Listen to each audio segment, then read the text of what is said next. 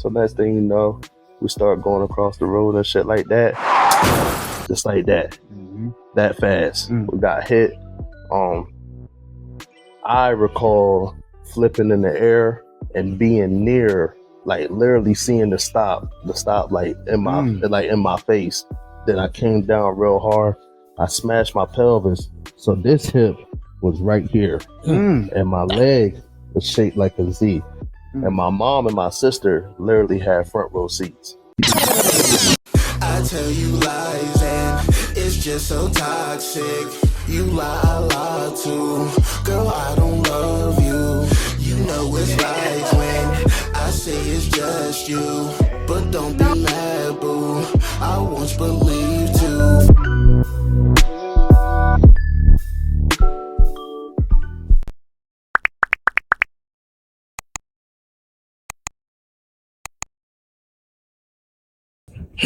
First, let me make this clear. It's DNS Soldier. This is Robby Too Fast, and thank you for tuning into the Two Sides of the Heart podcast today. We got some buff niggas in here, man. Real live. So the first gentleman, he hails from Millsboro, Delaware. He's currently a Walmart stocker. He has 2 kids, a boy and a girl. He's the oldest of, I think, 6, if I'm reading it right. He is also a part of Mary Gang Family, a movement which he's going to talk about a little bit later. And he is currently in a relationship which he's been in for 10 plus years. And our second guest today comes from Pocomoke City. He's a cook. He also has his CDLs. He's in a relationship. He's the youngest of 3. He is engaged. And he has started his own brand and business. Please welcome Tyheim and Reese. What's going on? What's going on, man? Hey, man, you feel me? Chilling. How y'all feeling? Hey, blessed. Can't complain. Appreciate it. Appreciate y'all for coming on. Well, we're going to hop right into it. Hey, appreciate y'all for having us, man. For sure. Absolutely. So, starting out, who is Todd? Who is who? Todd. Ty? Yeah.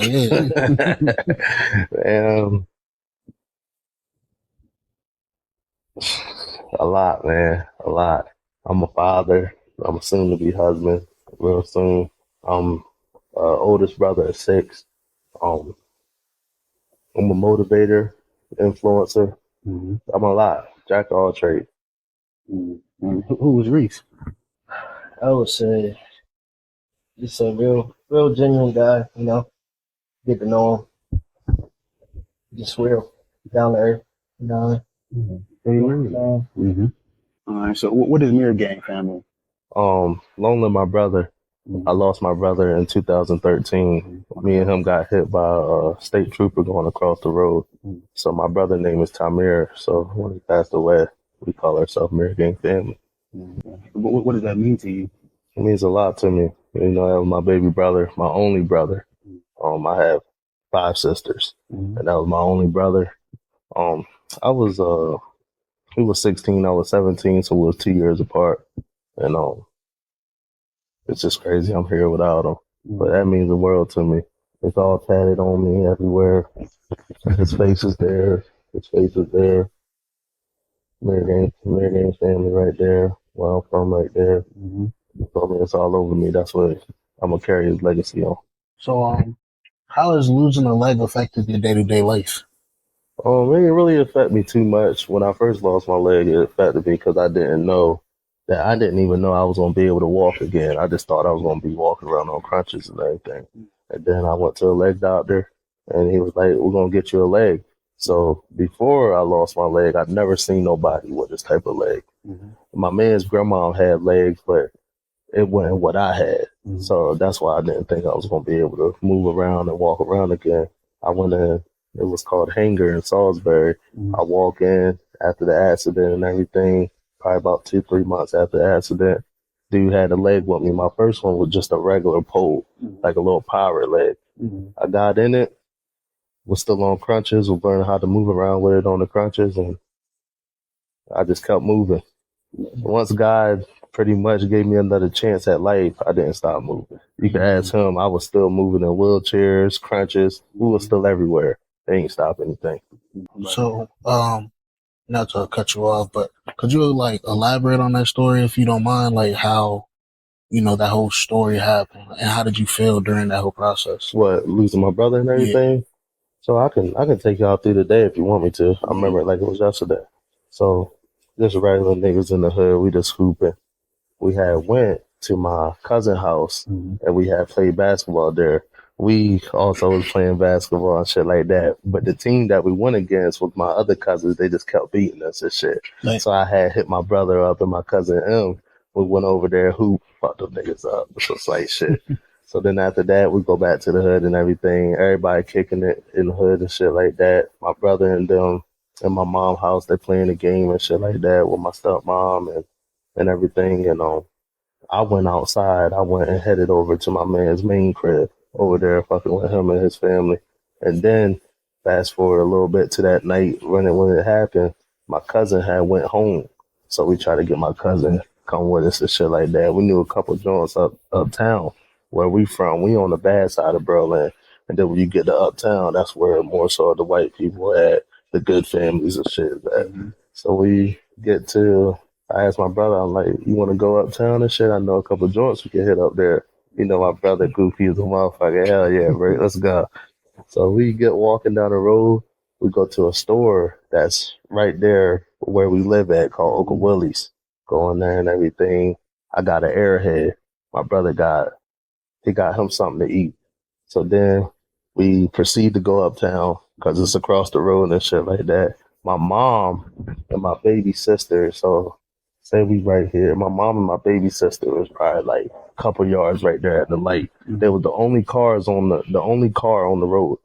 So me and my brother talking shit. We like, yo, you see mom fat ass type shit? Yeah, I see her type shit.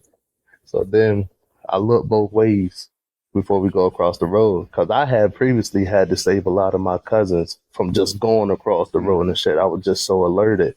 And then around that time, my little cousin Cam got hit by a bus. So I was really alert.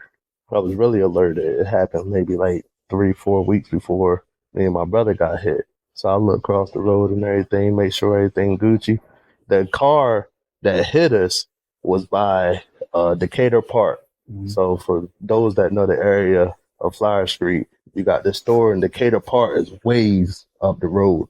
So we had enough time to go across and go back across and probably even go back across again if we was running. So next thing you know, we start going across the road and shit like that. Just like that. That fast. We got hit. I recall flipping in the air and being near, like literally seeing the stop light in my face. Then I came down real hard. I smashed my pelvis. So this hip was right here. And my leg was shaped like a Z. And my mom and my sister literally had front row seats. Like literally front row seats to the accident. They watch everything happen. Some say my brother, like the impact of the car had my brother fly a little bit farther. And then someone said my brother got drug under the car and shit like that. I don't know which one it was because when the cop hit us, he kept going. He didn't stop at all. He just kept going. My mom thought it was a hit and run because he just didn't stop. He just kept moving. And I remember it like it was yesterday and shit, man. My mom get out the car, told me everything gonna be all right. I'm telling my mom, I'm like, yo, I think I'm gonna die here. My mom like, nah, don't say that. I'm like, I'm tears in my eyes. I'm in shock. My leg is literally shaped like a Z. Like I'm literally looking at my leg, my fucking hip right here. Shit was crazy. I was telling my mom, like, yo, I think I'm gonna die here.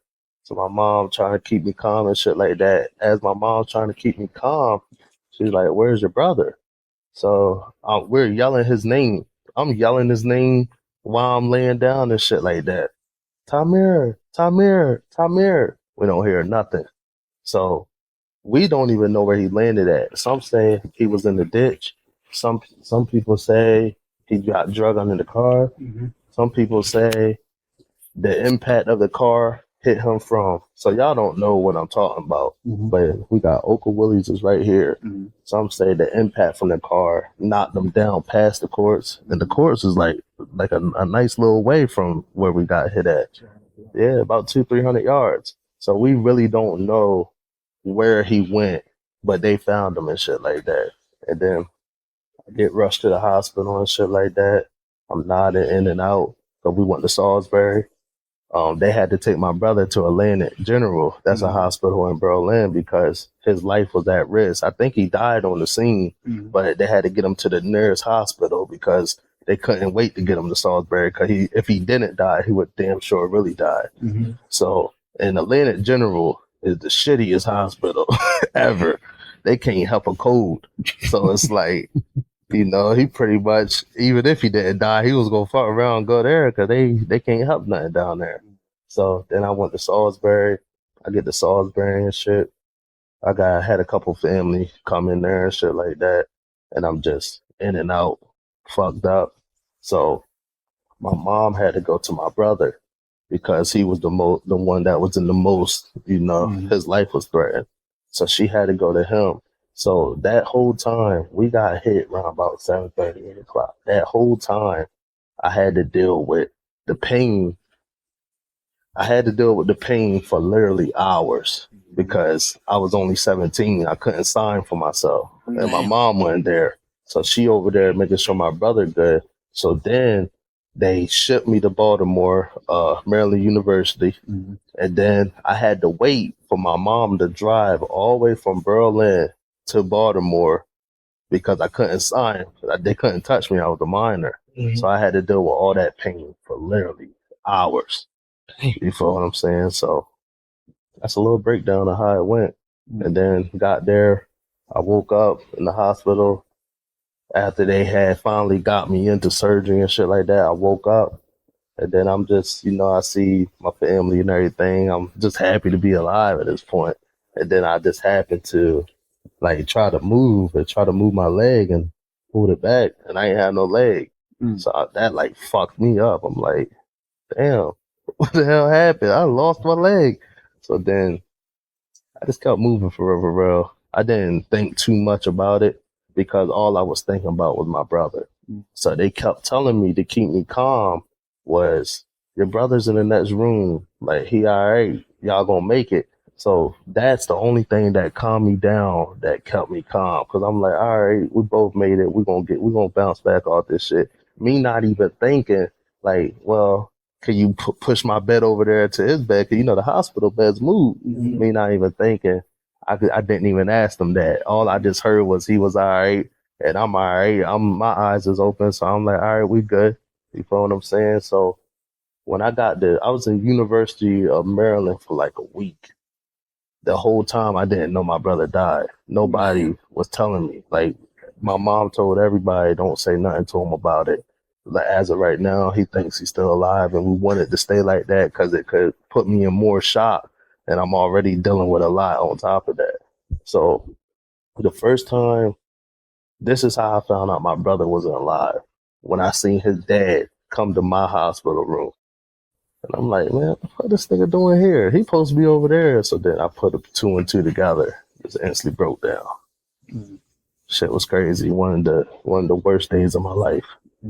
If I would have been able to save him, I would have saved him. I would have died for him in a heartbeat. Like, no questions asked. You know, a lot of times I blame myself for it because I was the one that wanted to go fuck with the girls that we was going to go fuck with uptown and shit like that. If I would have stayed my little dumb ass put, he would have still been here.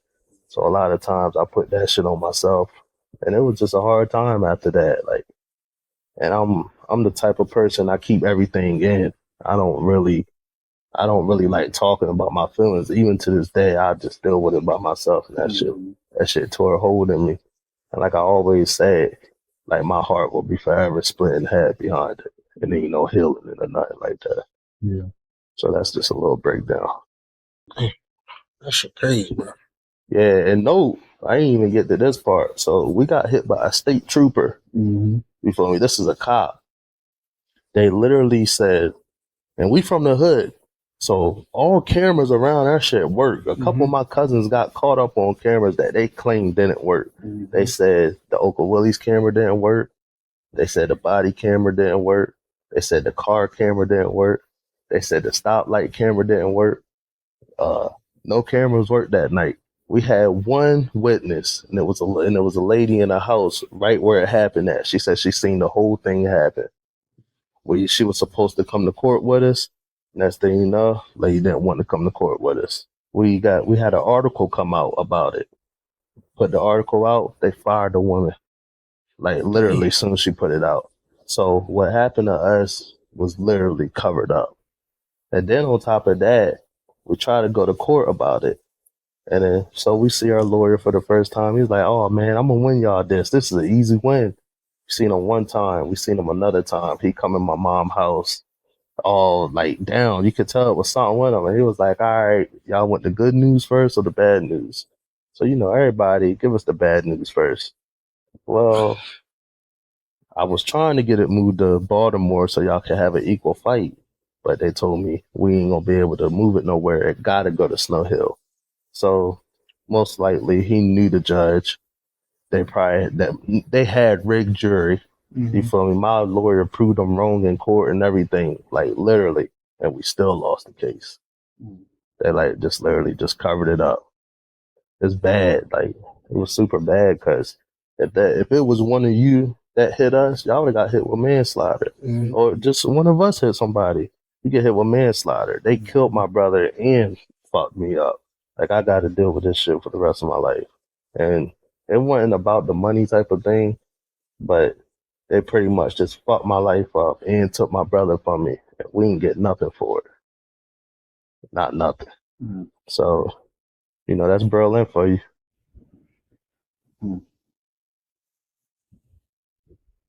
Dang. He's trying to me, bro. I ain't gonna lie. I probably would have crashed out.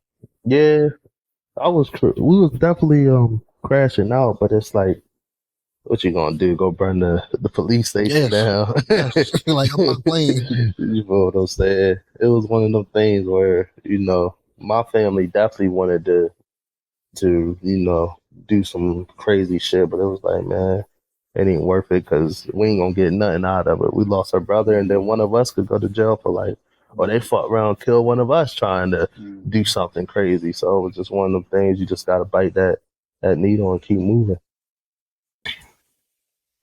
Not gonna lie, I'm truly speechless right now. Like I'm trying to, still stay professional and like get through this, but like it just, I think the only thing that's going through my mind is just how resilient we are, as a people. That you can go through all that, and especially you like you sitting here smiling. You know what I mean? Like you still going through it. Like you still got your content. Like you're not letting anything stop you from still enjoying a life. Like you have a family. Yeah. You know what I mean? And so I think that just speaks to, how resilient you are personally. You know what I mean? You as a person, like to be able to go through all that adversity and now you're sitting here and, telling your story. Man, you got me ready to tear up and I ain't no punk. You know what I mean? But like, it's that just shit like, real. Yeah. That shit a real story, and it's just crazy. All we could do is keep moving. Yeah. And I would have never thought. That's why I always tell even him, I said, man, we got to live in the present.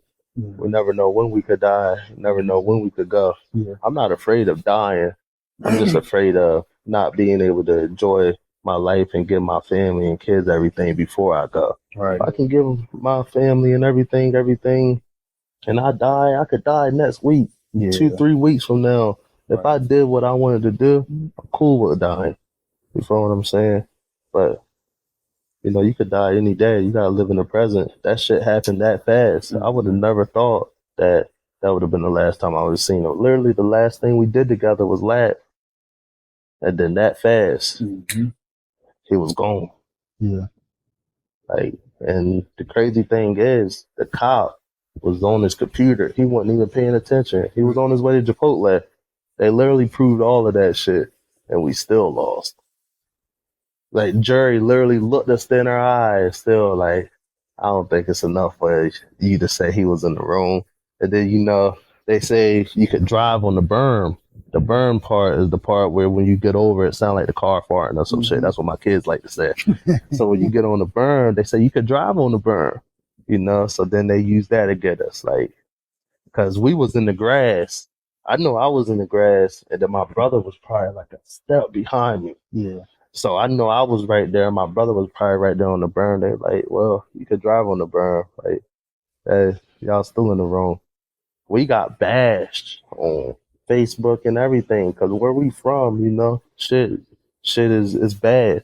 So since we had on all black clothes, and we boys from the ghetto, we got Facebook saying, "Oh, they probably was gangbangers. It probably was this and that."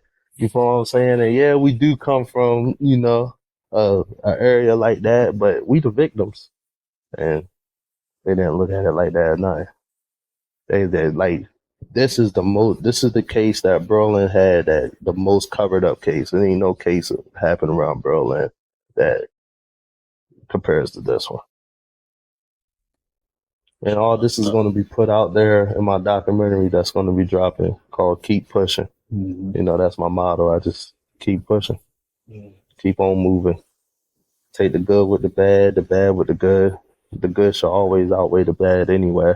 Mm-hmm. You know what I'm saying? And when we talking about the good, we talking about having food on our backs, food in their stomach, roof over our head type of shit. Yeah. I like to be thankful for the little things.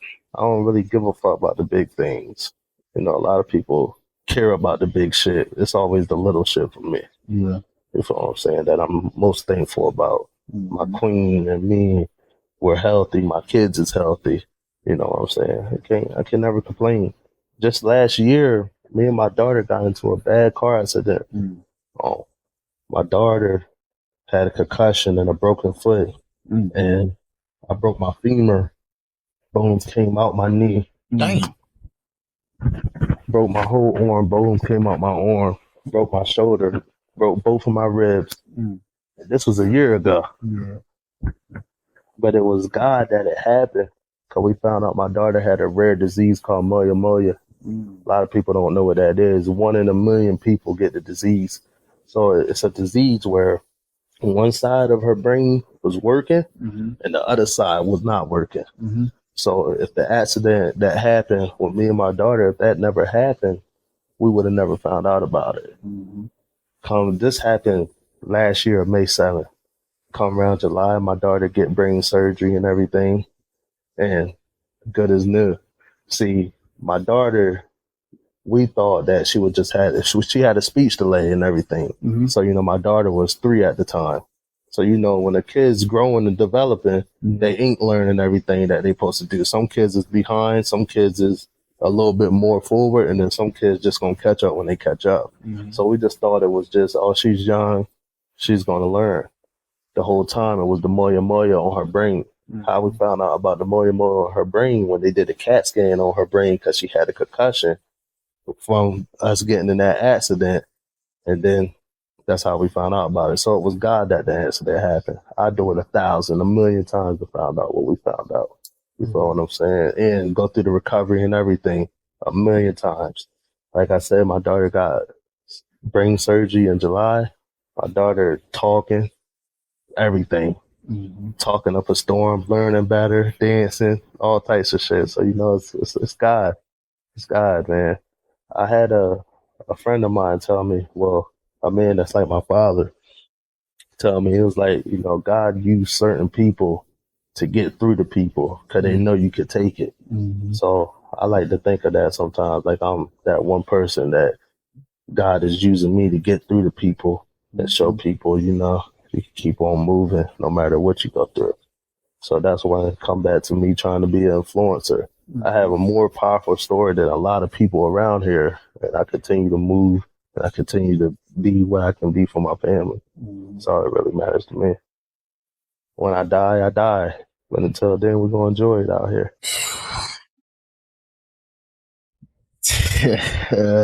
Wow. Mir, I kind of want to hear, not Mir, Reese, I kind of want to hear kind of your perspective, of how everything went and, how it's changed your life and your role and, being there for Tyheim. Well, I've been to Tyheim since back then. So, like, we did get like this, but I'm glad that God brought us back together, man. This guy, man. Like God. I love him, man. For real. He keeps me motivated, man. Got back in the gym with him, and I got bigger, lifting more weight. He know what he's doing, man. But besides that, he's more like a brother. Yeah. So, how do each of you, know that your girl is the one?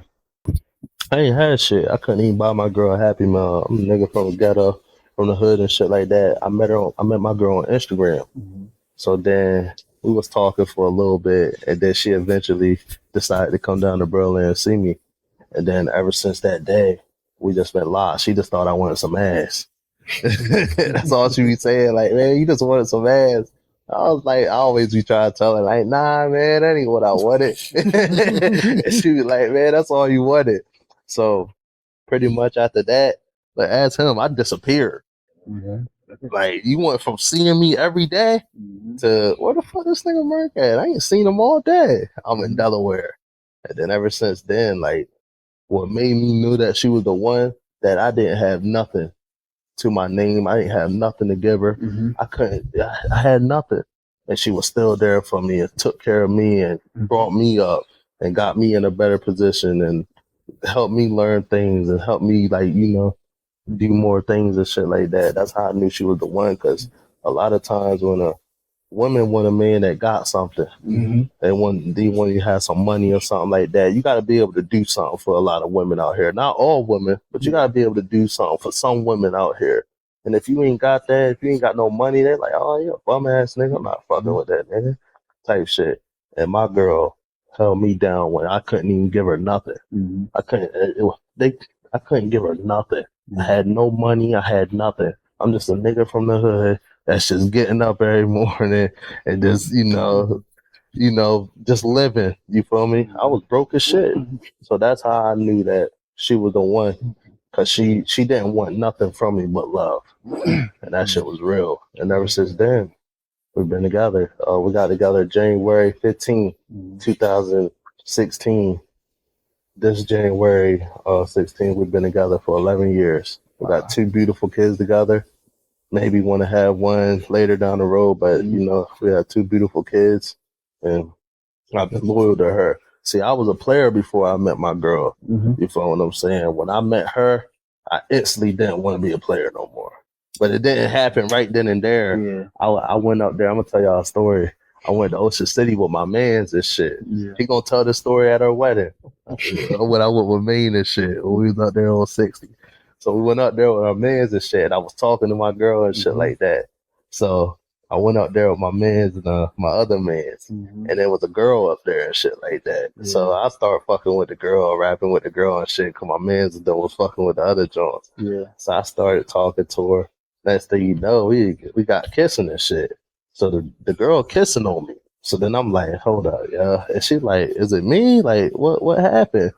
I was like, man, I got a girl. I can't do this. And then ever since then, I got out the car and shit. And then I walked away. My one cousin was like, damn, nigga, you in love. And I was like, yeah, I am in love, man. I was like, man, I can't do this shit no more. I want my girl. And that's how I knew that day that she was the one for me. That's tough. That's tough. How you know your girl one, Reese? It was a while. I mean, we met like 21. Been together about 5 years now. So, beginning, we just both got out of a relationship. So we were just chilling, kicking it. Not too serious. We wanted to be friends first before we got to it. And then, like, you know, everybody got their dog days, want to cheat in the beginning and shit. I was one of those people. But she just held me down, man. And like you said, a lot of girls want something, stuff, but she was willing to pour into me and build me up. So that's everything I can ask for, man. I think that's anything any man can ask for. You feel me? Because it's gonna come a time where you ain't gonna have nothing. She ain't gonna have nothing, but that's when you see the love that y'all really got for each other. Right. Like, if you can literally, if I don't got nothing and you don't got nothing and you still love me, that should show you everything you need to really see in a woman. Because a lot of women just want men that got money or want them to fly them out everywhere or pay for their car payment or do this. And, you know, and it's nothing wrong with that. You feel what I'm saying? But, you know, that's just not a real woman to me. Somebody that's going to hold you down, be there for you when you at your lowest, where you can't even pick yourself up and they pick you up. That's a real woman right there. So how did you deal with the grief of losing a loved one in front of you? When I first lost my brother, I a lot of my family was just always around me. Mm-hmm. And I didn't want to get like emotional around them. Mm-hmm. So a lot of times I was crying. I cried by myself. Mm-hmm. You feel what I'm saying? When I'm by myself, the chances I was able to be by myself, I was just like crying. I still ain't accepted the fact that he gone and shit like that. Like I accepted it a little bit, but like every year getting towards the 8th, the shit just get harder and harder. Mm-hmm. And some people are like, well, he ain't been here in 12 years, so how can you still, but that's just me bringing it back to like my heart will be ever broken in half behind it. And I would have never thought that I would be here and he would be here and he wouldn't be here. Mm-hmm. You feel what I'm saying? This is kind of one of the things I guess I never really got over it. Mm-hmm. I don't think I ever get over it. You know what I'm saying? Because that was my better half. When you seen me, you seen him. Mm-hmm. We was literally the same people. He was just a little bit more taller than me. But I don't think I never really accepted that grief. You feel what I'm saying? Mm-hmm. I just cry when I cry and try to just think of all the good memories we had together. Because sometimes when you lose somebody, that's why you got to cherish the memories. Because sometimes that's all you're going to be really left with when you really lose somebody, just thinking of all the good times y'all had together. So, I don't know. I don't think I never really get over it or really be able to accept it. I just keep thinking about the good times we had together and keep moving, carrying his legacy. Talk about you playing the wheelchair basketball. That shit fun. That shit fun, man. It's different than actual stand-up basketball because, you could just run over there and play defense. With a chair, you pushing the whole time. So you got to really have some good arms to really be able to constantly push. And some games I play all game and don't come out. Like my condition is really that good. Yeah. But I'm happy I found it. My one man that's like a father to me, his name's Travis Knott. Yeah. He has polio. So he walks he puts 2 crunches on his hand. His legs don't work for shit. And he just, walk on his crunches type of thing. I met him and I was walking in Walmart and I just had somebody come up behind me and was like, yo. I'm like, you feel me? Like, yeah, what's up? It was like, man, you ever wanted to play wheelchair basketball? And I was like, I always wanted to play, but it's not around here. You got to go up road to get to it. So we got to go up to New Jersey every Saturday to practice. I had practice today, but we had to make this podcast. You know what I'm saying? I appreciate that. But we just go up there every Saturday to practice. It's travel ball. Like my team just had a tournament in Harrisonburg. I didn't make that one because of my brother's anniversary. I had a tournament in Baltimore. I'm actually going to be in Rochester, New York next Saturday, Saturday through Sunday. Then December 6th, I'm going to be in Texas. Cool. So we're traveling, we're playing and everything. And the company that funds it pays for our hotels. And we get 2 flight tournaments. So this one is the Texas one. And if we make nationals, that's in Louisiana. Okay. So then we'll go down there and play nationals and everything. But all the other tournaments, like we had tournaments and I've been a lot of places just playing the sport. South Carolina, Alabama, all over Richmond, New York, Wichita, Kansas. Yeah. We was actually supposed to go to Ohio, but we didn't get to make that one. But it's fun, man. Yeah. Like I said, it's totally different from stand-up basketball and actually running because there's certain things you got to do to get to the points and everything. Like me, I'm a big man. So either I'm sitting in the dive and I have somebody behind me that's going to shoot, and then you got 2 defenders right there. So say my shooter burn them up, one of them got to jump, and then we can run a pick and roll action. I can get open, run pick and roll. I have a sealer. So usually sealers, anybody can seal, but usually what sealing is your teammate will come and try to get in front of the other defender's wheelchair, and I'll follow them in, and then they just get the ball to me. I can finish down low. Dude, it's real like crazy. You got some people that play like Kyrie in a wheelchair. Think of that. Kevin Durant in a wheelchair. There's so many different levels that you can play at. I play at D3, and then you got D2, and then you got D1. That's like the professional ones, like the Olympics niggas and all that type shit. I do want to play in Dubai one day. I believe I got all what it takes to play in Dubai. I'm a big dude, and I'm actually a real good big man and shit like that. We gotta see where it takes me for real. This shit can open up doors, so that's why I'll continue to play. But I also play because I like to have fun, and basketball was something that I love to do. The last day I played stand-up ball was when me and my brother got hit. When I said we beat my other cousins and shit like that. So I'm just happy I found it, happy it found me, and I can go out there and have fun and compete and let some steam off. I play a lot of sports with my anger and my hurt and my pain. So, sometimes that's a good thing. Sometimes it's a bad thing. Sometimes I'm just out there moving a wheelchair, damn near running motherfuckers over. You feel what I'm saying? So it all really depends. I like to play 50% angry and 50% happy. Yeah. You play straight angry, not your head. Your head ain't there. But how I compete is through my pain. So it's like sometimes I could be just thinking about my brother balling or thinking about just something, and I just get mad. But I don't like to get mad because it take away from my game. We had games where I had checked out of the fucking game. I'm somewhere pissed off, and we could have came back and won if I was still checked in and shit like that. Because on my team, I'm the number one option to go to because I'm a bigger dude. I'm a 4'5". So what a 4'5" is an amp. That's why I could play. So I'm above the knee. I'm really supposed to be a 4'0", but I'm a 4'5". So it go from 1 to 4'5". So when you are 1, your body real fucked up. Like you probably can't do a lot of shit. Probably can't stand because a lot of them is in wheelchairs for all their life.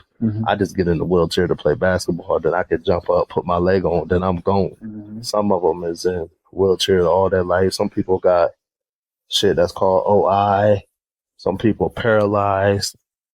Some people just ain't got all their body parts.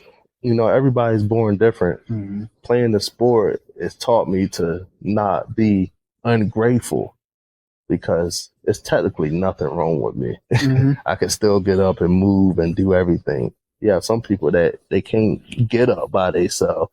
They need somebody to come pick them up, or they gotta push over to get to their wheelchair to get into the wheelchair. Gotta stick catheters in they dick because they shit don't work or nothing like that. So it's like it's one of the things where you're more grateful for not being as fucked up because it's a lot of bad injuries out there and kids. Yeah, I get joy watching kids play because usually when somebody in a wheelchair they think their life is over. They hard on themselves.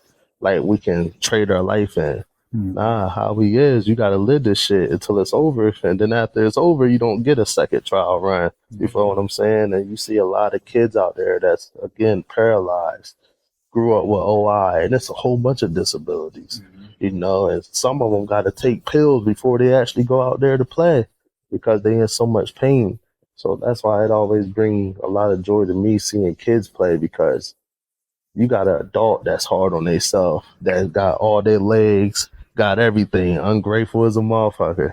And you go and walk into a motherfucking wheelchair basketball tournament, and it'll make you really think like, damn, man, I gotta stop acting like an ungrateful bitch or shit like that. Like, for real, and be thankful and shit like that. But yeah, it's dope, though. It's fun. I'm hoping this year we got a good team. I'm hoping we win a national chip this year. I want to get one of them gold balls, one of them MVP balls and shit like that. So we're going for it. Yeah. I'm going to be around in this sport for a long time. I'm young, and I wish I would have found out about it when I was 17 when the accident happened, but it's so far up. And we all the way down here. I wouldn't have had nobody to take me up to Philly every fucking day. You know how much gas money that is? You feel what I'm saying? And then if I would have found out about it then, you could get a full ride playing wheelchair basketball. Damn. There's people got full rides to Alabama, D1 schools through playing wheelchair basketball, got a free education. Yeah. So it's like, it just goes to show that your life is never over. You can conquer and rise above whatever you think you can't rise above, even if you're in a wheelchair. There's something out there for all of us. Yeah. You just got to keep pushing and get to it. Yeah. You inspiring me, bro. Like, I feel like overall, I'm already real optimistic. You know what I mean? Like, I'm always looking at everything in a pretty good light. But just if I was being a little bit lazy this week, I can't Yeah. like sitting here with you why like for what, like because what, because I'm a little tired, because I'm a little, you know what I mean, like yeah I am tired, but who cares? Yeah, who cares? I mean, I like to say we're rest when we die. mm-hmm. You know, I go by that. When we dead, that's when we can rest. But we keep opening our eyes, man. You gotta keep moving. You gotta keep going, type of thing. Me, the reason I keep going is for my queen, my kids, my brother. I got, I want to make life. I want my kids to grow up in a better predicament than what I grew up in. I want to have something to leave back to them. You feel what I'm saying? When my time comes and shit like that. So it's just, it's grind time. That's for sure. Yeah. Were you did you play any other sports outside of basketball? I played football. I like playing football. I didn't get to playing. I played in high school. Yeah. But when I played, I was actually real good at the sport. But when I played, my mom, we grew up in a crazy spot. So I had got a burglary charge when I was like 10, 11 years old. So my mom got strict on me and wanted me to stay in the house more because a couple of my little cousins was catching charges, and where we was at, it just wasn't a good place. You feel what I'm saying? So I get why she did it, but I learned from the situation because we almost went to juvie, and we didn't go to juvie because we was good kids. Like, we from the hood. Yeah, we did shit, but they pulled all our grades up. We all had good grades. It just really just showed the judge that we came up in a fucked up, place. You can't help where you come up at. You come out where you come up at. And you got a lot of people that, like I said, Facebook, when we got hit, they were just judging us because they know where we come from is bad, but we can't help where we come from. We still humans just like anybody else. Our mom ain't got that money to put us, for us to live in a nice house and all that. We got to be where we be at and shit like that. So my mom got strict on me when I got to high school and was about to play football. I didn't even really give a fuck about football. I was just happy to be out. You feel what I'm saying? So I didn't really get to do what I really wanted to do in the sport then, but it's all cool. What my mom did was smart because if she didn't get strict on me, ain't no telling where shit would have went. Right. You feel what I'm saying? So, I get what she did. I don't judge her for it. It is what it is. My dad wasn't around either, so it was like, for mothers out here, it's hard to have a young a boy that you're raising into a man because you got to get ready to teach him how to be a man, and you're not even a man. You need your father around to teach you how to be a man. You got a lot of moms and shit like that that keep their kids away from their fathers, not even knowing you hurting the kid. But that wasn't the case with my mom. But that's, you have women out here that's like that. You can't teach that little nigga how to be a man. His dad got to be around, and his dad got to want to be around. You feel what I'm saying? So this is what it is. I respect what she did, and I damn sure ain't getting no more trouble after that. So what she did worked. Yeah. I feel that my mom was the same way because my dad, he's in my life, but he wasn't in the home, and I had 3 younger sisters too. So like at the time, I'd be like, dang, like, oh, I want to go do this with all my friends. Like, nah, I need you to, stay home. And I just wasn't getting it, but I get it now. You get it now, yeah.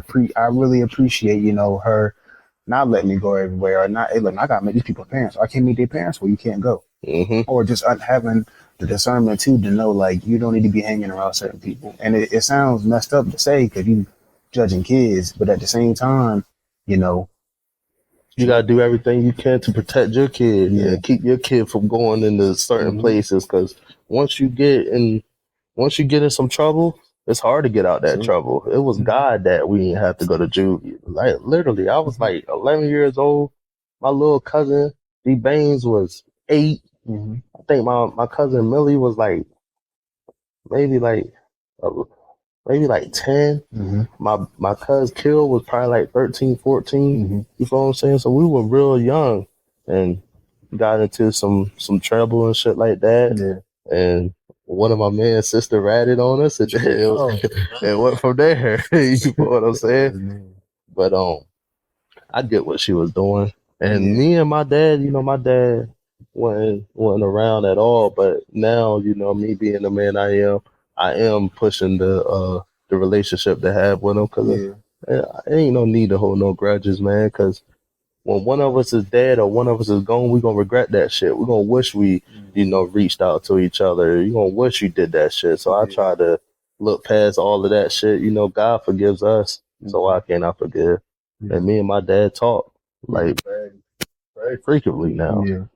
So I just try to keep that positive message going and try to put hope in places that don't seem like it ain't gonna work, but you never know. Yeah, I could definitely appreciate that too, because I think I was mad at my dad for a while. Yeah, me too. I was fierce with the nigga. Yeah, and like he would come around, I just straight catch an attitude. You know what I mean? Like now, I've had time to, as an adult, I understand now, like, because, he had, trials and everything in his life. So I get it. Like, it's not as simple as like, oh, he could have just came and he didn't. Like, it's hard. Like he could only get certain jobs because of, things on his record and everything. He could only, do certain things. He had to work crazy hours. He had to work 9 to 9 a lot of times. Yeah. You know what I mean? Just to make sure that we could have what we wanted, As a kid, I was like, man, like, nah, like, I really want to have my football games. And he'd be like, oh, yeah, I'm going to come. And I'm looking in the stands. I just scored. I don't see where you at. And so that pissed me off. But now looking back, like, I get it. Like, how was you going to get down here? Like, you had to work. You know what I mean? Like, how? And then, you could only get certain jobs. You could only work certain hours. So it's like, but at the same time, he still tried, what I mean? And that's what it be, really. Sorry to cut you off, but that's what it be, For the longest, my dad wasn't trying. So it was one of them things like, you hate him because he ain't trying. When you really trying and your kids see you trying, he gonna understand that. Like, yeah, my daddy wasn't the best, but he tried to make it there. He tried to be there.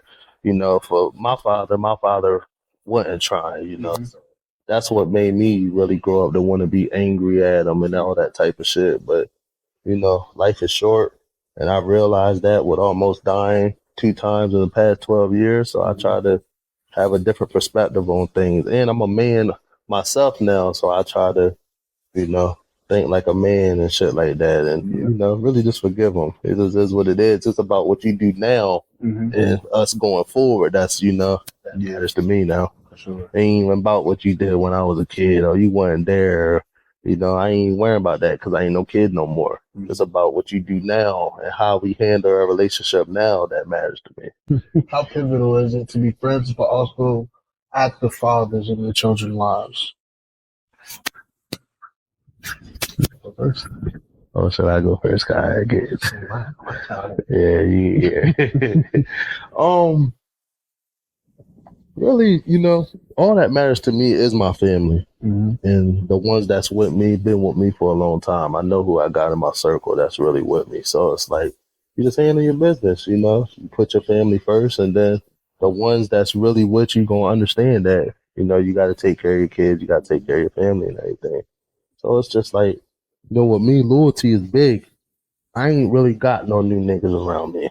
It's just the ones that's always been with me. It's like from young age to coming up. Like we've been with each other for over a decade. Yeah. You feel what I'm saying? So it's like, it's one of them things like, it ain't a problem. Cause, one thing I'm going to do, and that's my best talent, is taking care of my family. And I ain't gonna stop doing that shit for nobody. Yeah. So if you got a nigga that's around you and he promoting you that, oh, well, you don't hang out with me. Well, nigga, you don't have no respect for me or what I got going on, no love for me, because I got to be there for my family and shit like that. So if you got a nigga around you that's,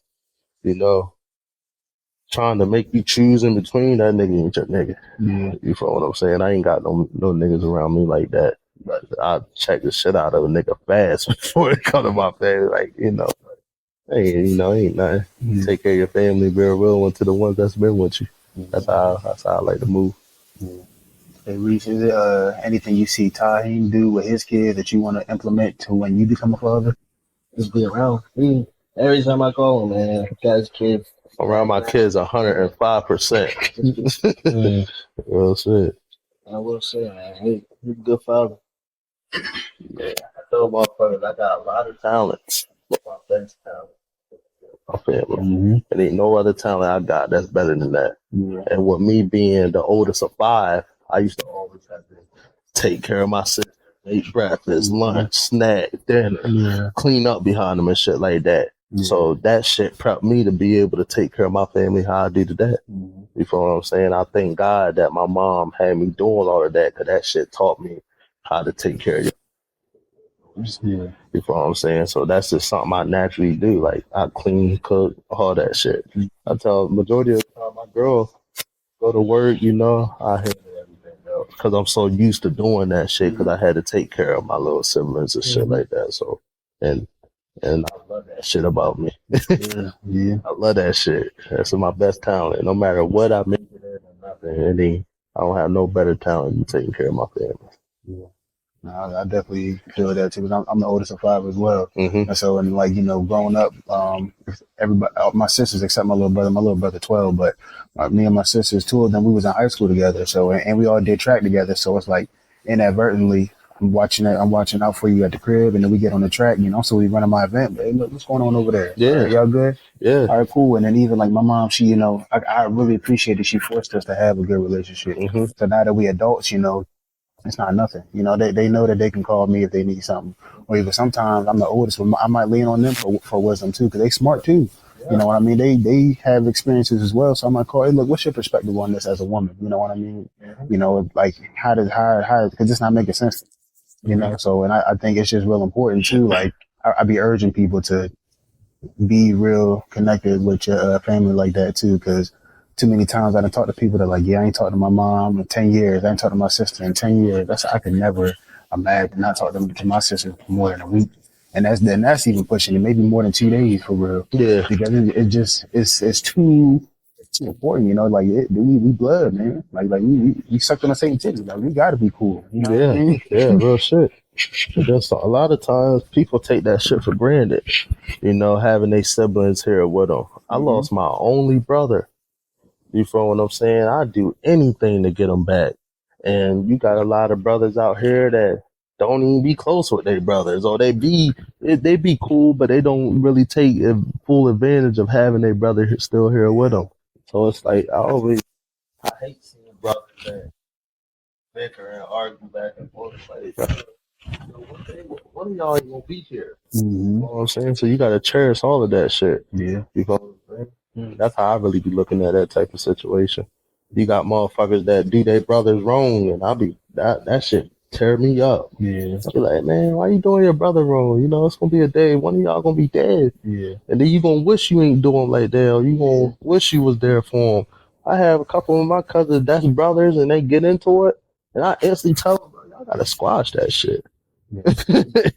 Like, you gotta squash that shit. That's your brother, man. I always, especially when it comes to brothers, especially a couple of my little cousins or cousins I had as brothers, that they get into it with their brothers, I instantly tell them, like, you gotta squash that shit, dog.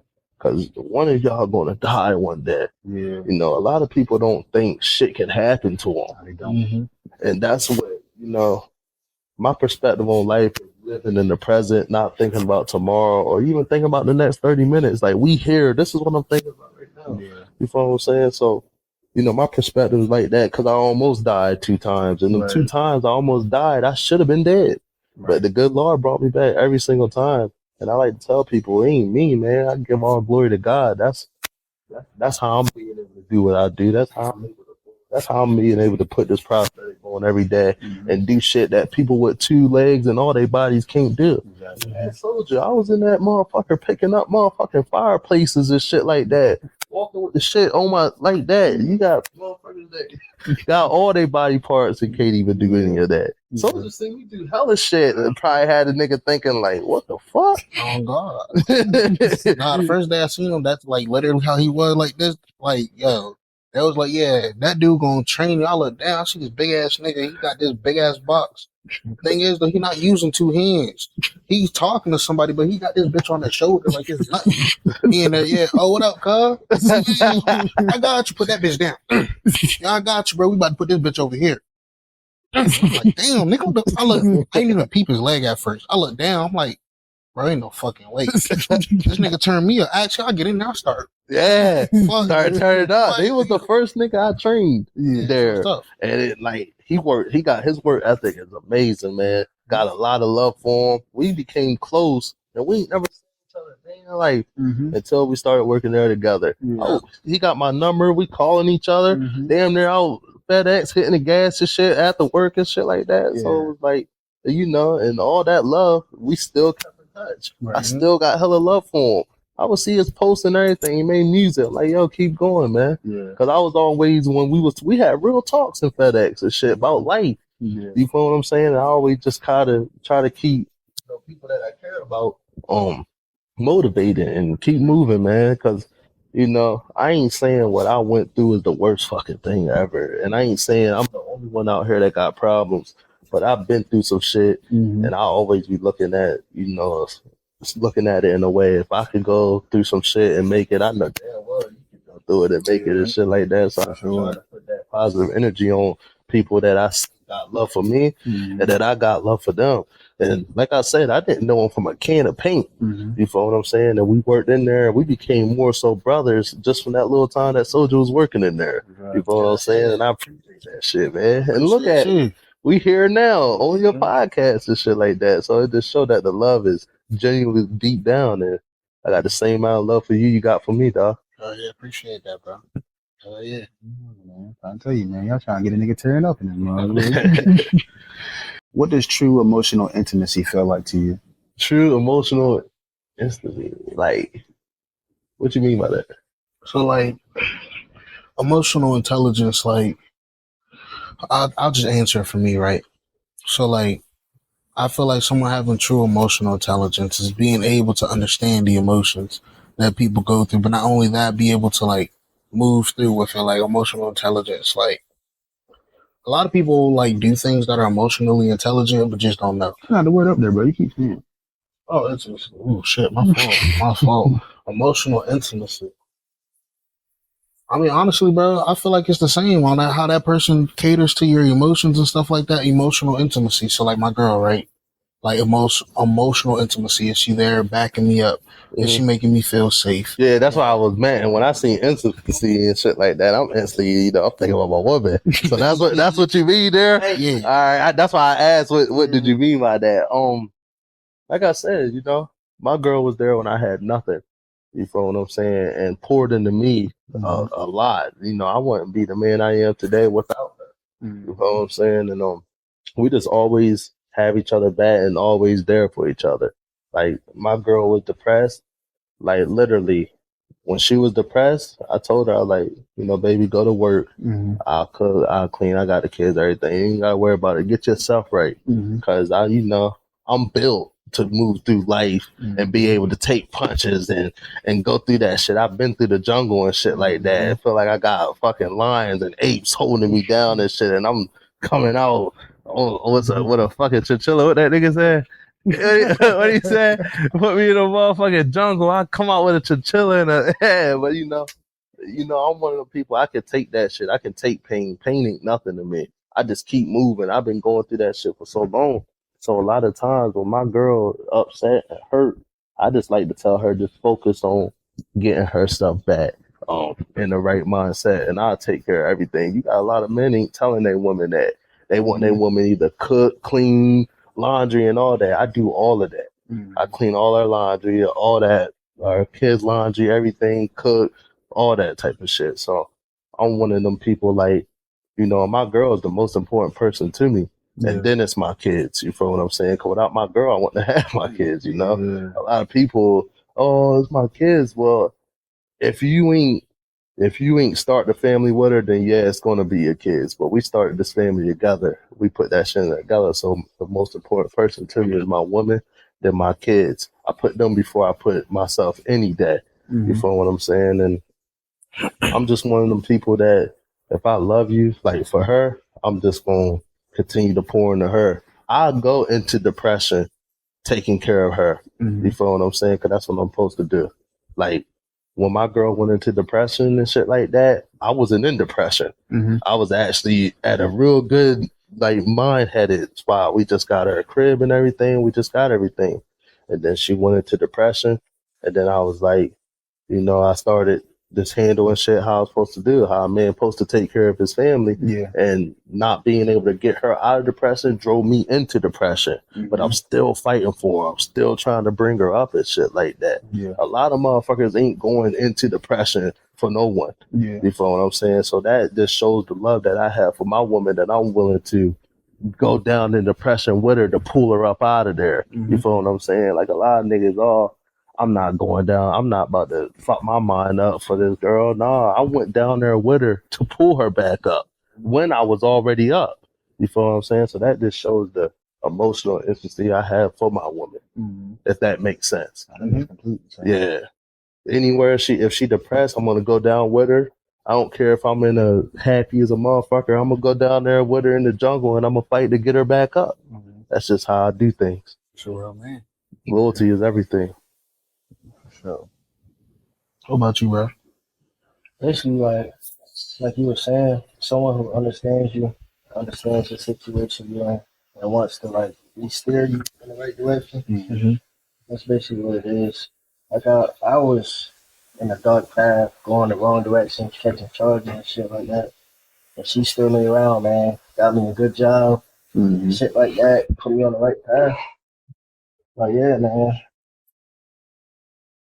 You'll know when you got a real one with you. She definitely You'll know it. But like days when she don't feel good, she wants to stay home from work. I'll be like, all right, cool. I'll work a double tonight. That's all right. Take care of her. When she don't feel good, shit like that, I'll go buy a flyer, candy, shit like that. It's always the little things. Vice versa. If I don't feel good, she'll go buy me something. Just taking care of each other. Honestly. That's most important in a relationship. If you got a person that ain't willing to take care of you how you want to take care of them, it's not it. It's not it. You have couples that, separate their money and shit like that. Like, oh, this my money, that's your money. Me and my woman, we don't do none of that. Everything come together when we together. Everything come as one. You feel me? I'm gonna take care of you, you gonna take care of me. That's how this shit's supposed to be. A lot of people let that shit go over their head. You got motherfuckers that take their motherfucking girl out to dinner and get that girl something to eat and be like, you gonna pay me back? Well, you don't love her. Y'all supposed to take care of each other the same way, especially that money shit ain't nothing. That shit is paper. At the end of the day, you can't buy love. You can't. You'll know when it's love too. You'll know when you got something real with you. Nah, for real. Shout out to my queen too. Nah, man, my girl, I sent her bitch. I got to pay you back. I'm like, bro, I'm blocking. Please. Yeah, that shit makes me mad. Like, yo, who are you talking to? Like that is not how this operates. Like, nah, like I did this because I'm not doing this like, oh yeah, I'm gonna get my bread. No, I'm doing this because I see you in need. And I'm gonna make sure that you straight. If I got it, you got it. Yeah. And that's how it is. If I got it, you got it. Yeah. If she got it, you got it. That's how it come. It come all into one. Yeah. So now a lot of people do things different, to each their own. But I'm talking about how I do things and obviously how I do things. Come as one. Everything come as one. Yeah. If she ever say that again, it's gonna be an issue. Talk about somebody send you the bread back. I send you the bread back. Like, who you talking to, man? If you had the whole world's attention, what's one thing you would say? Lonely my brother. And then shit. Lonely my brother, man. And then I would just try to steer. Now, my girl white and shit like that. I have nothing against white kids. My kids is half white. But I would try to steer. I always try to, when I get that platform, I want to show the niggas that come from where I come from that we can be more than drug dealers, killers, any of that. Because when you coming up in a fucked up place, that's all you see is the dope boys. All you see is the niggas that's getting money, got the jewelry, got the cars and shit like that.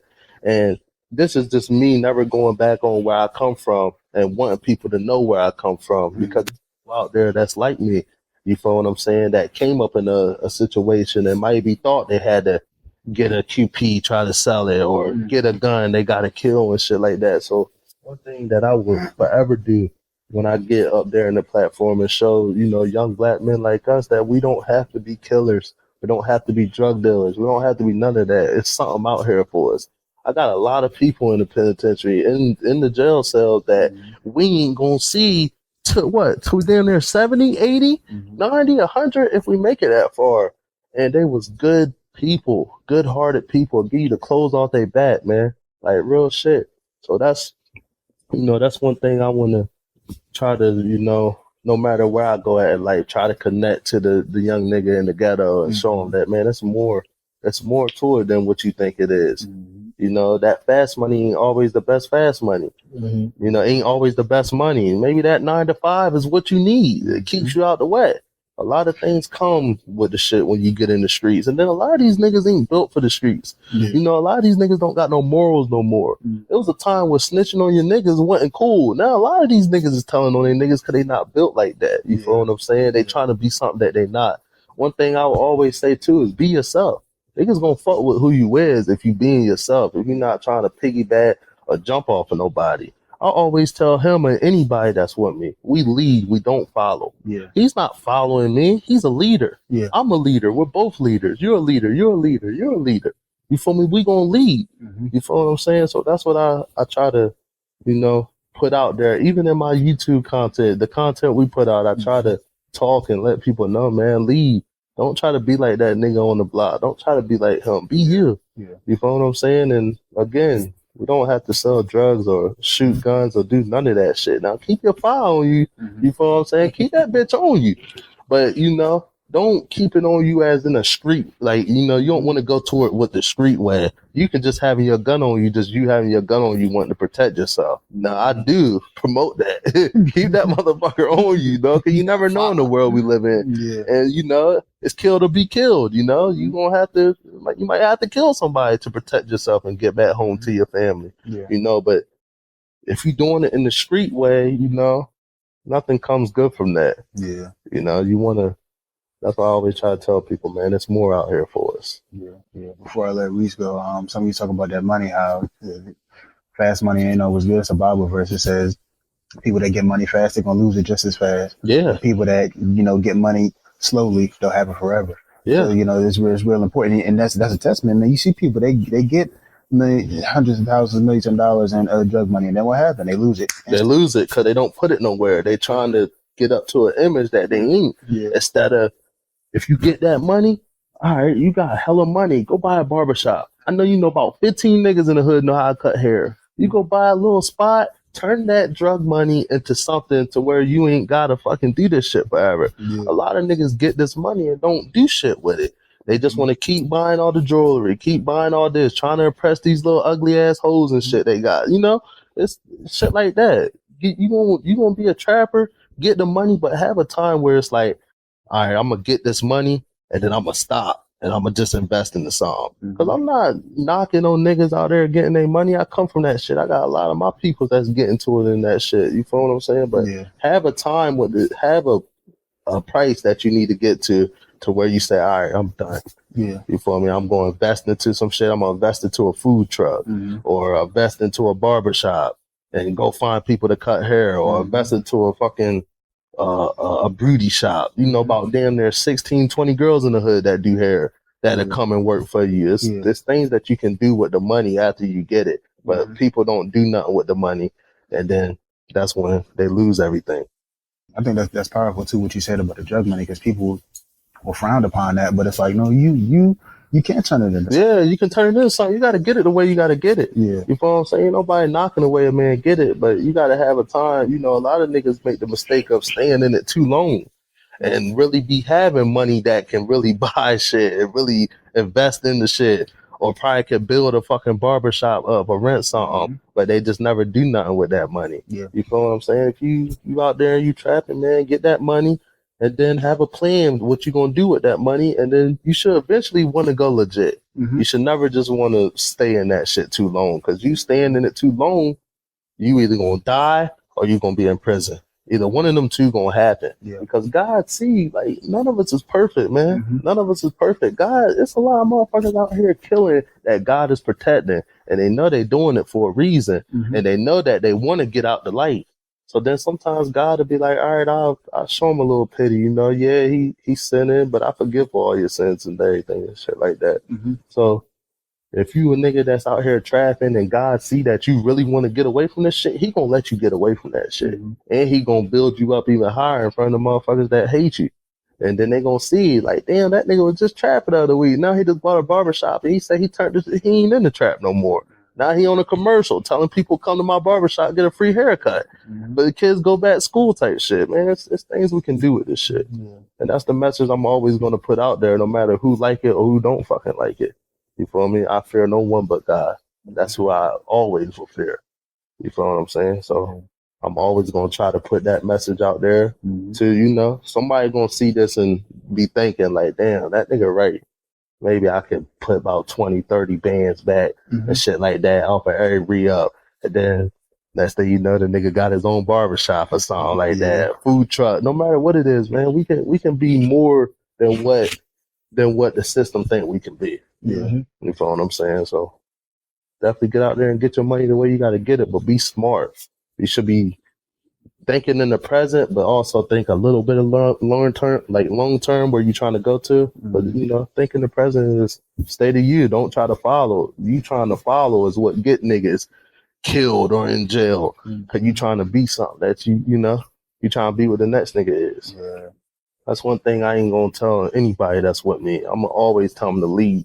You might see us take a picture. You might see me in the videos doing all the talking, but he not following me. He a leader. And that's what I put into him. We both leaders. We both going to be CEOs. We both going to be the big honchos of this shit. Just like y'all.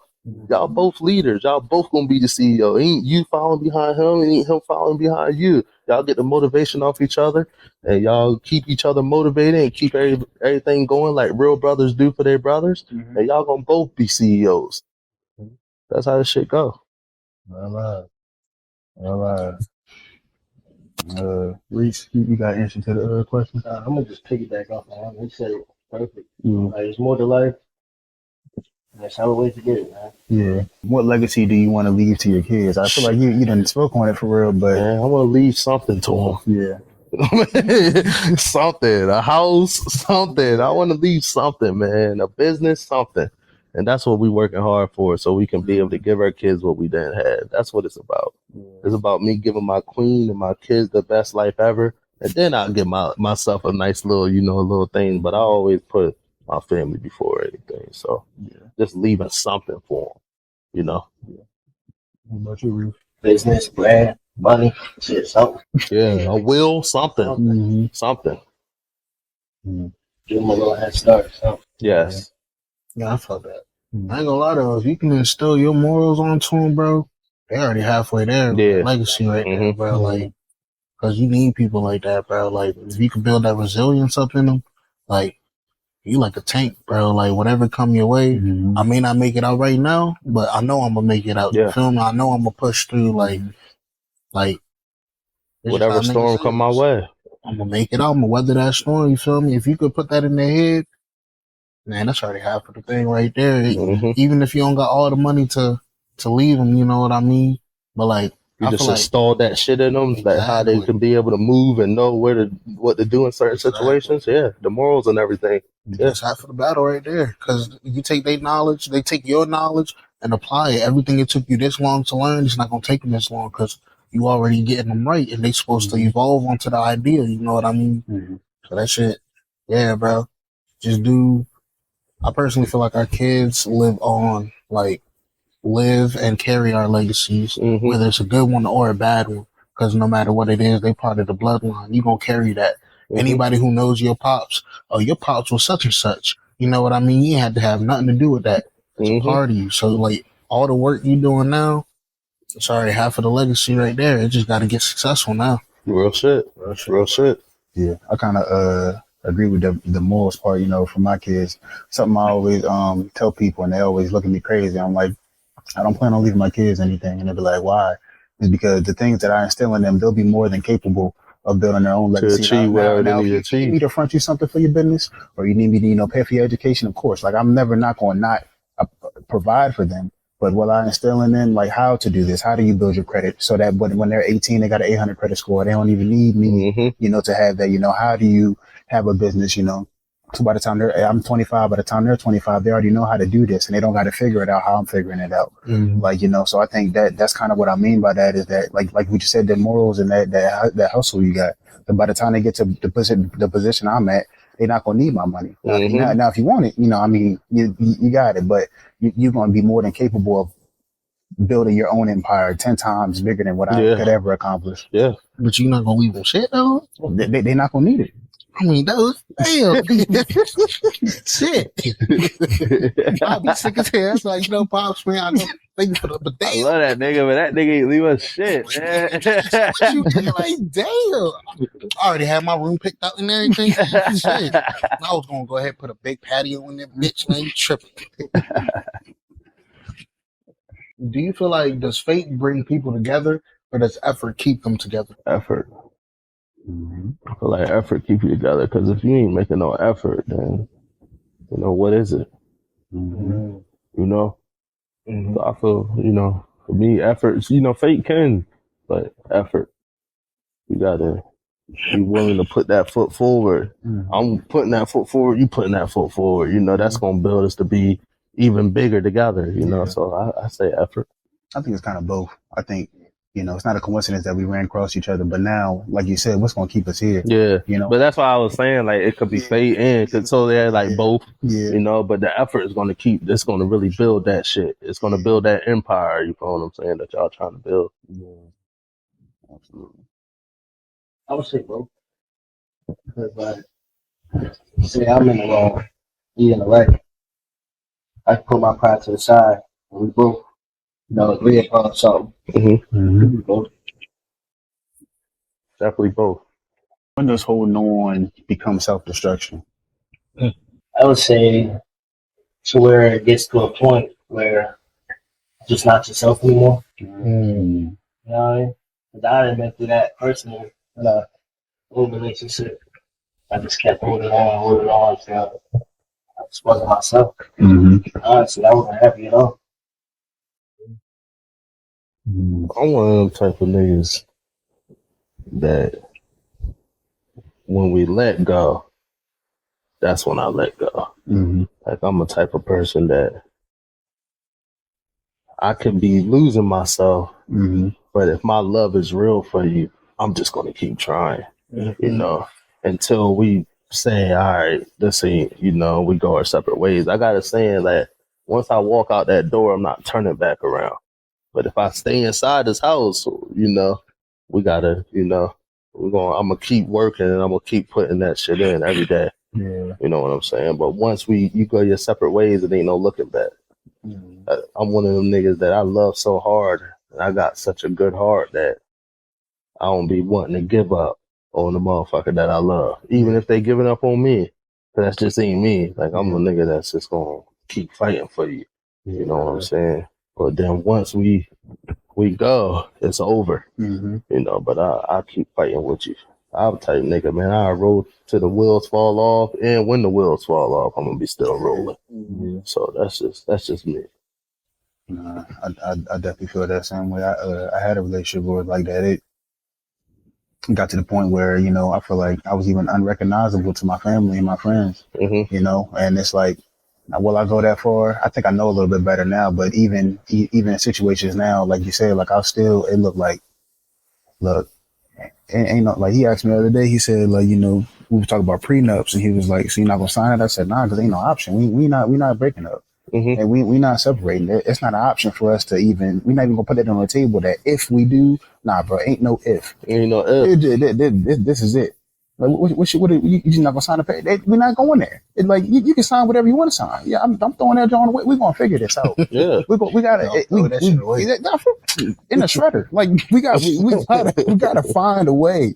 I don't care what we gotta do. We need to go out. We need to go away for a week, for a month. Like, this is like it's not an option. Yeah, like, especially if shit ain't like deep too. Like, especially if you ain't cheat on the motherfucker or nothing, and y'all just having a tough time with trying to understand, because sometimes you can be in different storms. Bring me back to when I was happy and my girl was depressed. Yeah, I went down there to get her, to bring her back up, because that's just how my love is built. Yeah, but like I said, I'm one of them type people. Once you call it quits on something, all right, then I'm gonna go my separate way. But until shit get that way, I'm gonna fight. That's just the type of nigga I am. Yeah, I feel that. I feel like I'm in between for real. Like, I love hard, so like I ride hard and all that.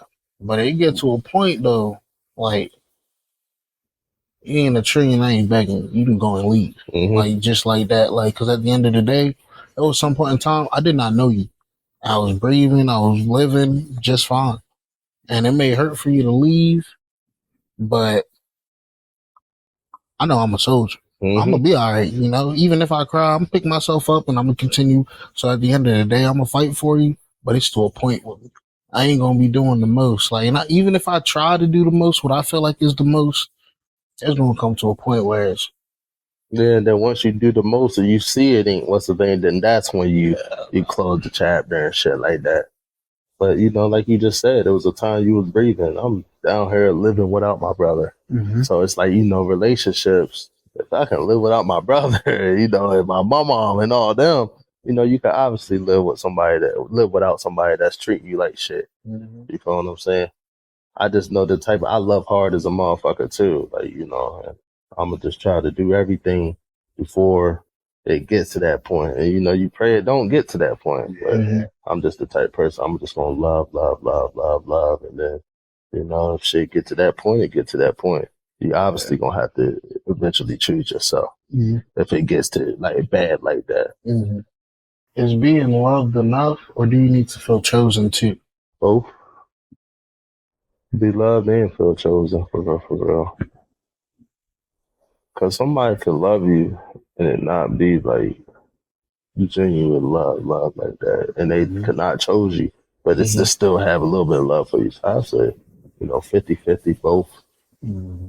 Love me and choose me. You know what I'm saying?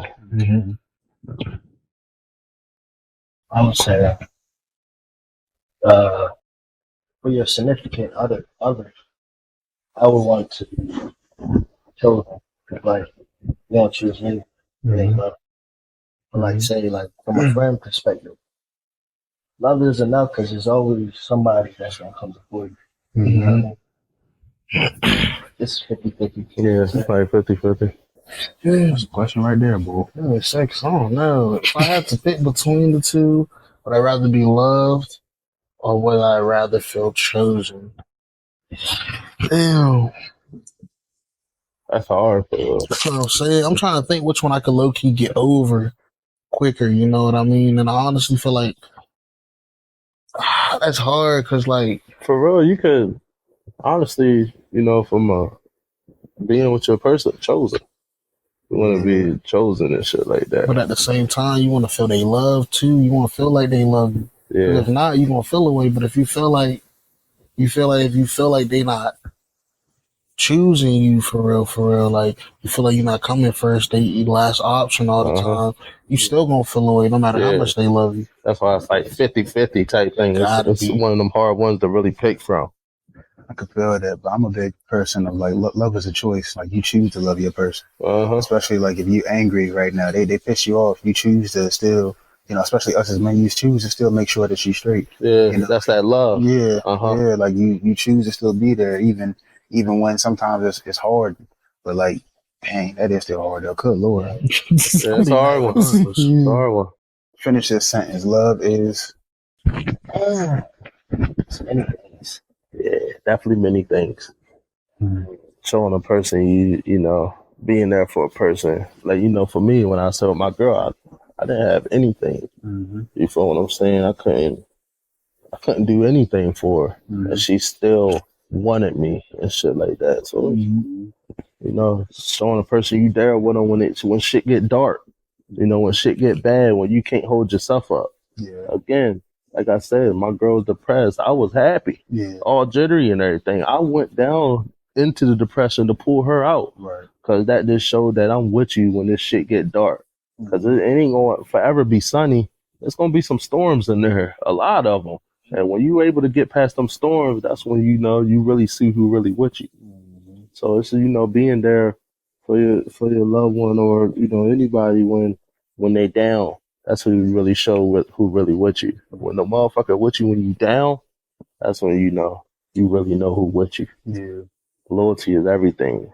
You know, just from you being loyal to me, I could fucking get rich tomorrow. I take care of all this shit. You feel what I'm saying? Yeah. Like, nigga, don't even worry. I'm rich tomorrow, man. Paying all your credit cards off. Right. Fuck around, get you a house. Yeah. You gonna make sure y'all, you know.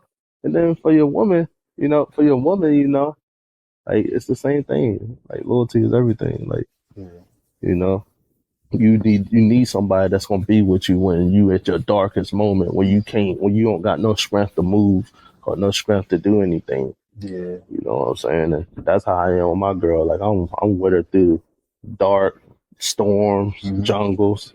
I fight a lion with her. You feel what I'm saying? It's just that type of shit, you know? Yeah. I think love is all the things you don't know I do for you.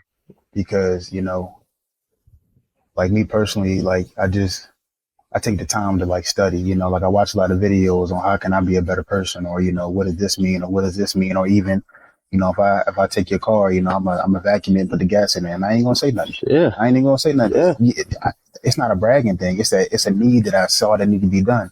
You know, if you small things like you left your trash right here, let me go ahead and straighten up your room. You know, I mean, we got out the bed, let me go ahead and make the bed. Yeah. You know, I listen a lot. Like, oh, I wish I would have had this. Christmas coming. Let me just go put it in my notes real quick. You said you wanted this. Okay, cool. And you know, I don't think Christmas is about, you know, the gifts, but taking that time to notice those small details, you know what I mean, shows that I really care enough to know who you really are versus last minute, like, dang, what you say you like, what your favorite color is, you know, or just. Cause that just show you ain't paying attention to shit. You feel what I'm saying? And I'm the same way. I take care of, like, I tell my girl, go to work. I got it all. You don't really hear no man. Most of the time, a lot of men out here want a girl that do their laundry, clean up behind them, all that shit. You know, I'm one of them lovers that put my loved one before I put myself. So it's like you just said, you know, she left something behind, I cleaned it up, or this and that, or I leave something behind, she cleaned it up. It's about taking care of each other and loving each other. You feel what I'm saying? And that's just the type of man I am. Like, I don't care. I do laundry. I'll cook the dinner. I'll give the kids a bath so you ain't got to do it. Especially if I notice you having a little, you know, a rough patch right now, I'm going to handle it because, again, I'm built to go through all the storms. So I'm going to instantly go through that storm for us before you even got to go through it. I'll just take care of all this. You just go ahead and do that. I'll make dinner. I'm the type, man, I got the shower running for her. Go ahead and go get in the shower. I had dinner ready for her and all that type of shit. Cause me, being a man is taking care of your family. You feel what I'm saying? A lot of men they swear they men, but then when they get home, they don't want to do nothing. You feel what I'm saying? Being a man to me is taking care of everything. And when I mean everything, you're going to have to wash some laundry, bath the kids, do that type of shit. Like, you're going to have to do all of that type of shit. That's the type of man I am. I want to take care of everything. You feel what I'm saying? I want to, that way she ain't stressed out. I'd rather be stressed out than see her stressed out. That's just the type of man I am. I be telling my girl all the time, like, I be wishing I could take that pain off of her and put it on me. She could be sick, just the little things. Man, I wish I could just put it in my body and take it out of your body. Cause that's just the type of lover I am. Real love, bro. Well, anything else y'all want to say before we end the episode? I want to say shout out to y'all. Thank you for having us, man. We'll come through anytime y'all want us to come through. Yes, sir. Y'all too, man. Y'all got a real powerful podcast here, man. Something that's going to be something real big one day. And whether y'all blow up or we blow up first, we'll come back and show that love and share our audience with y'all and continue to share y'all shit, man. So, you know, even on them hard days where y'all feel like this shit is a waste of time, it ain't a waste of time. It's just the consistency and got to continue to put that work in and believe when nobody believe in y'all. You feel what I'm saying? You know, a lot of people want people to believe in them to move and do something, but it's all about you believing in yourself. If you can't believe in yourself and what you got going on, then how you expect this shit to really go up? Y'all doing this in cousin mom living room. That shows the dedication that y'all really trying to do. Y'all got everything set up in here. Camera here. Man, this platform is going to be big one day and probably be sooner than what we even know. But you just got to continue to keep moving and stay consistent, man. We're blessed to be on here. This is our first podcast that we ever been on. So we just want to say thank you again. what camera I'm looking at? Right here, you right here. You know what the fuck it is, man. I got Lil Reese with me. Mirror gang or no gang, man. I'm gonna continue to put a positive message out there for all the young niggas that come from where I come from. Free all my people. Free Waits. Free Jay. Free everybody, man. It's a lot of people that say free, but they know who I'm talking about. We're gonna continue to carry this legacy on for my brother, and I just want to say thank you to these two kings right here for having us on this show, man. Just like that, we gone.